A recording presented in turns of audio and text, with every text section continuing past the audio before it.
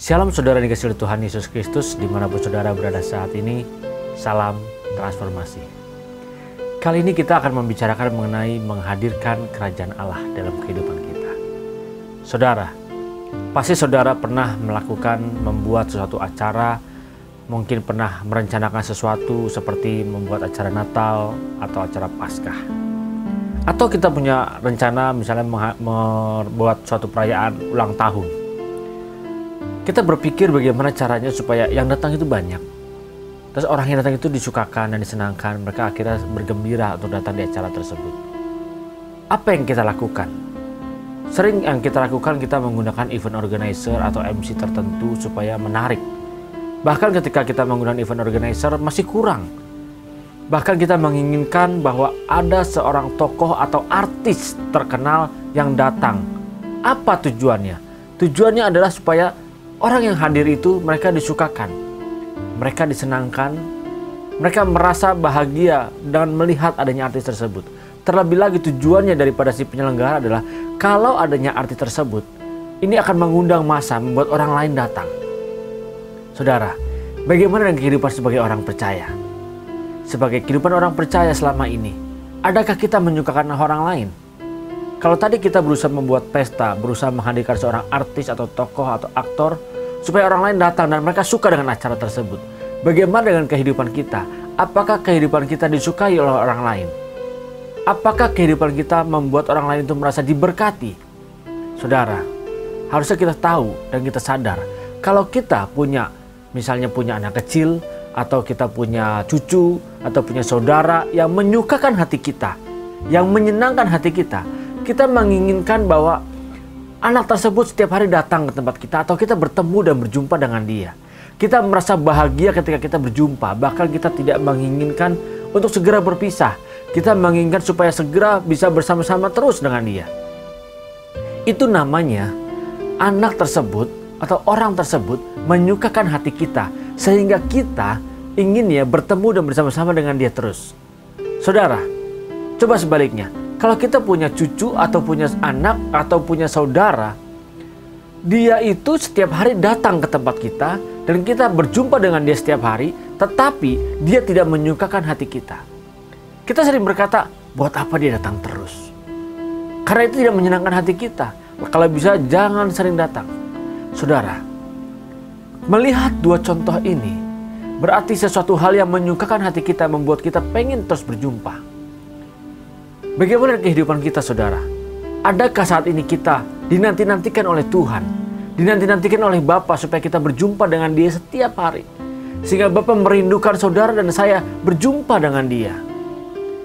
Seringkali kita punya kehidupan, kita punya cara, kita mau semaunya kita, tetapi belum tentu itu menyukakan hati Bapa. Saudara dan saya adalah kita semua anak-anak kesukaan Bapa. Tetapi masalahnya, adakah kita sebagai anak ini sudah menyukakan hati Bapa? Kita maunya menjadi anak kesayangan. Ya, saudara dan saya menjadi anak kesayangan Bapa. Tetapi apakah saudara dan saya sudah menyukakan hati Bapa? Kalau kita menyukakan hati Bapa, otomatis Bapa akan suka dengan kita. Bahkan kita dinanti-nantikan. Dia rindu untuk berjumpa dengan kita. Bukan cuma kita doang yang rindu berjumpa dengan dia, tetapi Bapa juga rindu berjumpa dengan kita. Tapi kalau kita tidak menyukakan hati Bapa, bagaimana bisa Bapa itu bisa mempunyai kerinduan supaya berjumpa dengan kita? Dari mana tolak ukurnya bahwa kita menyukakan hati Bapa atau tidak? Saudara, adakah dalam kehidupan kita bisa membuat orang lain itu melihat kita bahagia, senang, atau suka? Sama dengan Bapa tadi. Dari mana tolak ukurnya, saudara? Seringkali dalam kehidupan kita sebagai orang percaya kita hidup semaunya kita, sesuka hatinya kita. Kita memerintah diri kita sendiri. Kita mengatur diri kita sendiri. Kita tidak pernah menghadirkan kerajaan Allah di dalam kehidupan kita. Saudara dikasihi oleh Tuhan Yesus Kristus. Sebelum kita semua ditebus oleh Tuhan Yesus Kristus, menjadi umat tebusan, kita suka hidup semaunya kita. Kita hidup semaunya sendiri apa yang kita inginkan. Dan yang kita lakukan semuanya itu adalah untuk menyenangkan hati kita. Untuk menyenangkan jiwa kita. Saudara, justru ketika kita ditebus, kita harus sadar. Ketika saudara ditebus, saudara sadar siapa sebenarnya yang menebus kita. Sama ketika saudara punya sebuah handphone, dan handphone saudara saya bayar. Ketika dibayar lunas, berarti handphone tersebut milik saya, bukan milik saudara lagi. Tetapi apa yang terjadi? Ketika handphone tersebut sudah bayar lunas dan harusnya milik saya, saudara masih meminjamnya, saudara masih merasa keberatan untuk diambil, saudara masih merasa bahwa itu miliknya. Saudara, sama dengan kehidupan kita. Kita sudah ditebus oleh Tuhan Yesus Kristus. Tapi kita merasa bahwa hidup ini adalah milik kita. Sebenarnya kita sudah dibayar dengan darahnya yang lunas. Berarti hidup kita bukan milik kita lagi. Hidup kita sebenarnya adalah milik Bapa di surga. Tetapi kita merasa bahwa inilah hidupku, inilah hidup saya. Kita merasa kita berkuasa. Kita lupa bahwa kita sudah ditebus, kita sudah dibayar lunas dan kita tidak punya hak sama sekali. Berarti dalam kehidupan kita, kita harus bisa menghadirkan kerajaan Allah. Sebenarnya kita harus bisa hidup di dalam pimpinannya Dia melalui Roh Kudus. Karena kalau kita berbicara kerajaan Allah, harus kita pahami. Yang pertama adalah kerajaan Allah melalui pimpinan Roh Kudus, melalui pemerintahan Roh Kudus di dalam kehidupan nyata saat ini, saudara. Dan yang kedua, kerajaan Allah yang sesungguhnya kerajaan Allah yang real, di mana nanti ada di langit yang baru dan bumi yang baru, di mana Tuhan Yesus Kristus yang menjadi penguasanya, Dia menjadi rajanya, Dia menjadi pucuk pimpinannya, dan kita harus tunduk kepada Dia. Saudara, kalau kita saat ini tidak bisa tunduk pada kerajaan Allah dalam pemimpinan Roh Kudus setiap hari dalam kehidupan nyata kita, bagaimana kita bisa masuk di langit yang baru dan bumi yang baru? Di sana Tuhan Yesus yang nyata-nyata jelas menjadi pemimpinnya. Mari, kita harus mengerti saat ini, kita harus belajar bagaimana kita tunduk sama pimpinan Roh Kudus di dalam kehidupan kita. Supaya setiap kehidupan kita menyukakan hati Bapa, bukan lagi diri kita. Karena kita sudah menjadi umat tebusan, hidup kita ditebus dan Bapa menginginkan kita tunduk sama Dia, kita menyukakan hati Dia. Sama seperti tadi ada anak kecil atau saudara kita yang menyukakan hati kita mengharapkan bertemu dengan Dia.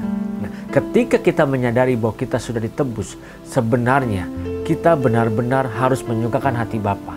Ketika kita berusaha menyukakan hati Bapa, hidup kita harus melakukan apa yang Bapa sukai, apa yang Bapa kehendaki. Bukan diri kita lagi. Terlebih lagi kalau kita sadar kita sudah ditebus. Kita tidak punya hak. Kita tidak punya hak mengatur hidup kita sendiri. Karena harusnya Bapa yang mengatur hidup kita. Harusnya kita tunduk sama Dia. Kita tunduk kepada Dia dan kita berusaha menyukakan, menyenangkan hati Dia. Mungkin kita berjumpa dengan Dia setiap hari berdoa. Kita memuji, menyembah. Tapi kita bisa melihat ketika kita berdoa, apakah kita hanya meminta keinginan kita sendiri? Apakah kita hanya memuaskan hati kita? Apakah kita hanya mau memenuhi segala kebutuhan kita, ekonomi kita, karir kita? Itu yang kita kejar, yang kita minta.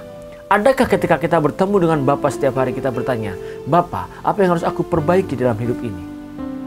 Saudara, kalau kita mau menyukakan hati Bapa, mari kita belajar untuk mengerti apa yang Bapa inginkan kita lakukan dalam kehidupan ini. Apa yang harus kita perbaiki dalam kehidupan kita dari hari demi hari. Kita harus tunduk. Adakah kita tunduk selama dengan Roh Kudus? Kalau kita tidak bisa tunduk dengan Roh Kudus setiap kehidupan kita, setiap waktu demi waktu saat ini, bagaimana kita bisa masuk langit yang baru, di mana Tuhan Yesus yang memerintah langsung kepada kita, di mana Dia yang menjadi rajanya. Saudara, kita bisa masuk ke sana, kita bisa terlihat tunduk dan hormat sama Tuhan Yesus Kristus sebagai rajanya. Justru kita harus membuktikannya sejak saat ini. Ketika kita hidup, kita harus bisa menjaga, menundukkan segala sesuatu dalam kehidupan kita, menundukkan pikiran kita, menundukkan mata kita, menundukkan perkataan kita. Semuanya itu hanya untuk Tuhan Yesus Kristus saja.